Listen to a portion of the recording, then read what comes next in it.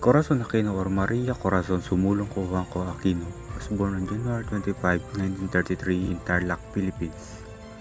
She was enrolled in a law school in Manila where she met his husband, Benigno Aquino Jr. She is the 11th president and first female president of the Philippines and in Asia. She was also dubbed as the Mother of Democracy. She died on August 1, 2009.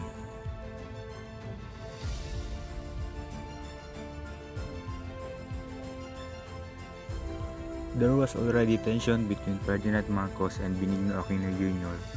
since they became president and senator.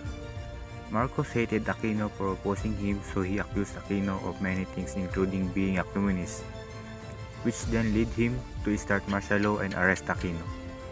Through her wife Corazon, Aquino kept sending letters and exposing Marcos' wrongdoing while he was away. Aquino was assassinated when his plane landed. People seeing his thought that Aquino's assassination was Marcos' move to finally eliminate him. And because of Aquino's death, it ignites more fire to driving force of the mass to oust Marcos in his position. So the people chose Corazon Aquino to represent the people and oppose Marcos in a snap election in which she won. On 18 September 1986, 7 months since Cory became president, she went to the United States and spoke before the joint session of the U.S. Congress. Cory was welcomed with a long applause as she took the podium and addressed the United States about her presidency and the challenges faced by New Republic. She began her speech with the story of her leaving the U.S. three years ago prior as the new widowed wife of Ninoy Aquino. She then told of Ninoy's character, conviction, and the resolve in opposing the authoritarianism of Marcos. She talked of the 3 times that they lost Ninoy, including his demise on 23 August 1983. The first time was when the dictatorship detained Ninoy with other senators. Cory continued that when Ninoy survived the first detention, he was then charged with subversion, murder, and other crimes. He was tried for buying a military court whose legitimacy Ninoy adamantly questioned. This solidified his protest. Ninoy decided to do a hunger strike and fasted for 40 days. Cory treated this event as the second time that they lost Ninoy. Ninoy's death was the third and the last time that Cory and their children lost Ninoy. Cory attributed the peaceful EDSA revolution to the martyrdom of Ninoy. She stated that death of Ninoy sparked the revolution and the responsibility of offering the democratic alternative had fallen on her shoulders. Cory's address introduced us to her democratic philosophy, which she claimed she also acquired from Ninoy. Cory talked about her miraculous victory through the people's struggle and continued talking about her earliest initiative as the president of a restored democracy. She stated that she intended to forge and draw reconciliation after a bloody and polarizing dictatorship. Cory emphasized the importance of the EDSA revolution in terms of being a limited revolution that respected the life and freedom of every people. She also boosted the restoration of a fully constitutional government whose constitution gave utmost respect to the Bill of Rights. Cory then proceeded on her peace agenda with the existing communist insurgency, aggravated by the dictatorial and authoritarian measure of Ferdinand Marcos.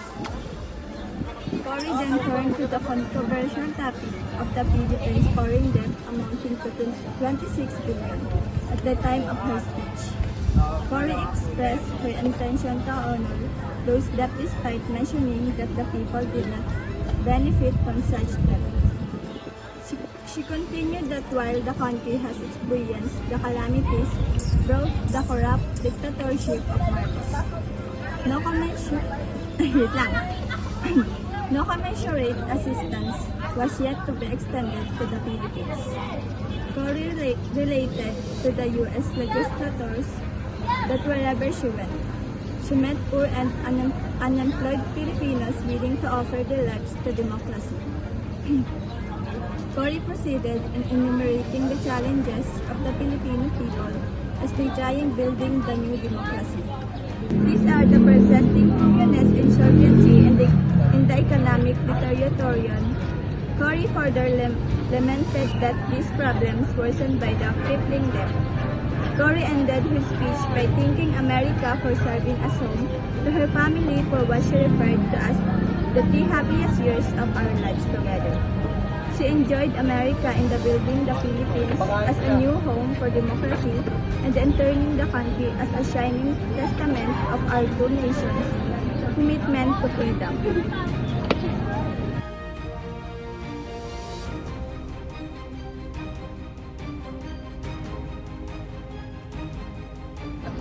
The document of a transcript of speech delivered by Corazon Aquino, the late President of the Philippines, to the U.S. Congress in Washington, D.C.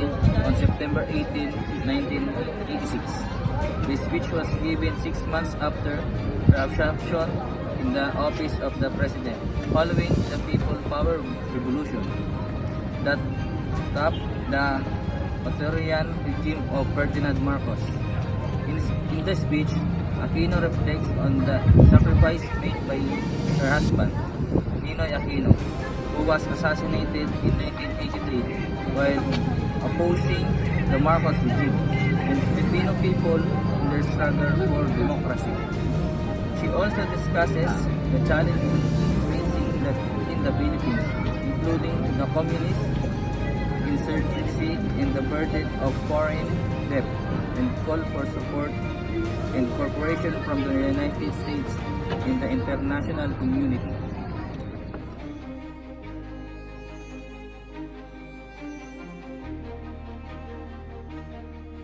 Speech presented in this lesson was obtained from Official Gazette, which is an official journal of the Republic of the Philippines.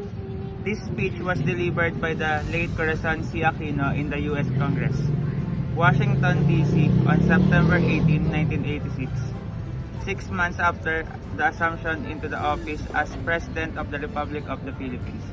Included here portion of President Corazon Aquino's transcript of her speech and the link where the video can be found.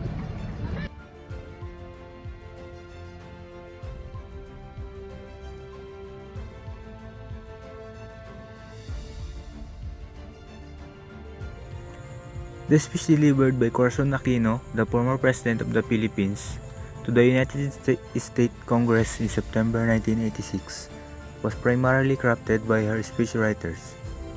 One of the key speechwriters during her presidency was Theodore Locsin Jr., who likely had a hand in drafting her speeches, including the one delivered to the U.S. Congress. However, it's important to note that in such high-profile speeches, input from various advisors and officials is common. Therefore, while Locsin Jr. may have been involved, it's likely that others contributed to the speech as well.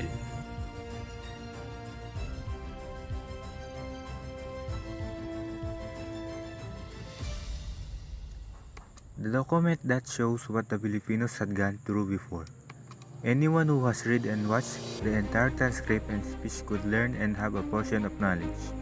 And although we could not really say that the author or speaker is not a bias at all with her personal matters against Marcos, we could say that we have an idea on what is going on in his time. Corazon Aquino was sad about the devastation of the oppression the Filipino had experienced, and yet she assured hope that democracy and freedom would be given to them again. She knows what the people demanded and act according to the situation.